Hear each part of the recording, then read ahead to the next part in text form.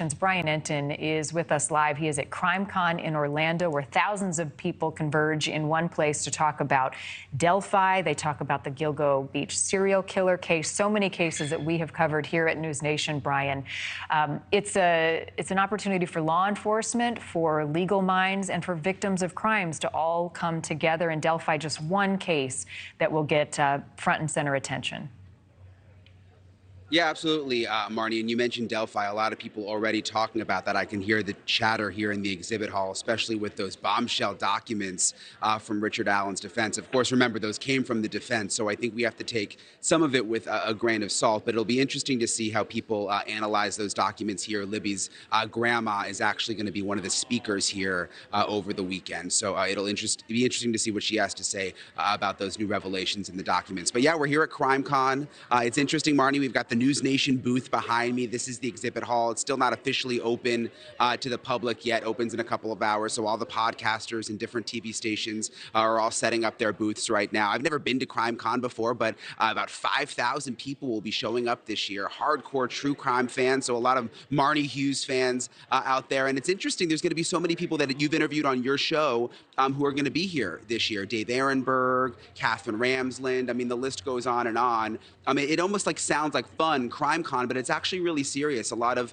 family members of victims of cases that we've covered. Gabby Petito's family, they have a booth next to us. A lot of them are raising money for their foundations, talking about their cases, and really talking to the true crime community about how to be responsible consumers, which is something that we always push. They're interested in the crimes, but how can you be interested and responsible at the same time? Right, and I think that's such a good point to make, Brian. And I was on the CrimeCon website this morning, and they said, this is an important time to have conversations about these true crime events and to try to connect people that are involved in these cases, but not to lose sight of the victims, because the stories that we're talking about was someone's worst day, right? They likely lost someone that they loved. And one case I know you've covered from the start extensively is the murder of the 4 Idaho students, just another case. Talk about the community that surrounds these cases and the communication that happens within them to try to uncover new details. People almost become detectives in their own communities trying to solve these things. Yeah, absolutely, Marni. And you mentioned the Idaho case. Stacy Chapin, Ethan Chapin, one of the victims, his mom is actually going to be here at the conference. She's going to be on a panel over the weekend. I'm on a panel on Sunday about how to be a responsible true crime enthusiast. And you mentioned there's so many people, online sleuths, that are interested in the cases. They have really good intentions, 99% of them. They're all here. Sometimes they help the cases. With the Gabby Petito case, it was the blogger who ended up, having the tip that led to finding Gabby Petito's body. So they can be really, really helpful. There are always those few that cross the line, that inundate police phone lines, call in too many, frivolous tips. And so that's what we're going to be talking about on Sunday, sort of like how to be interested in the crimes and care about the victims, but not go too far where it's irresponsible. Right, and also there will be a lot of legal minds there. Yesterday, we took a press conference of the attorneys for Alec Murdaugh in South Carolina, and they said, who's going to CrimeCon? This is also an opportunity for those in the legal community to talk about the justice process and accountability. And the wheels of justice, we say, oftentimes turn very slowly, but they pay close attention to the evidence, and they probably gather a lot of information at these types of events on the cases they're working.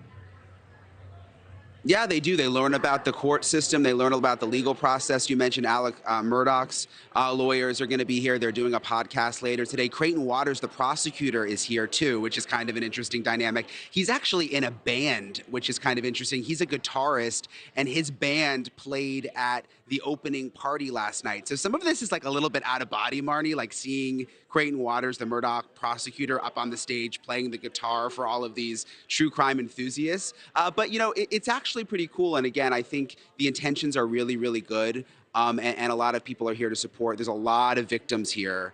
And there's a lot of family members of victims here, and it's special to see them feel so supported. It's really nice to see. Well, I know you and I are both passionate about supporting these victims and helping them find whatever answers we can in these unsolved mysteries that span the nation, and we've covered so many of them. Brian, I look forward to some of the events that you'll be talking about and the cases that we continue to cover. Brian Entin at CrimeCon in Orlando. We'll be talking to him throughout the morning. Brian, thank you. Thank you for watching. Go to NewsNation newsnationnow.com to find NewsNation on your television provider. And don't forget to click the red subscribe button below to get more of NewsNation's fact-driven, unbiased coverage.